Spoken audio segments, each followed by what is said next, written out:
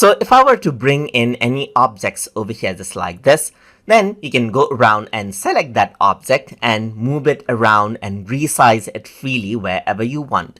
But when you have a lot of objects right here just like this, sometimes you don't want to move a particular object as you want that object there and in that particular size.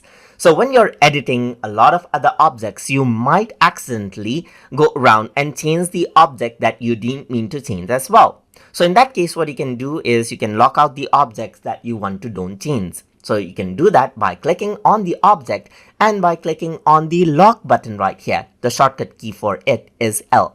So what you can, once you lock it, you can see the lock icon right here. So I can move out the other object which is not locked, but you cannot move out these objects right here. You can click on the unlock icon right here to unlock it out so that you can edit it once more.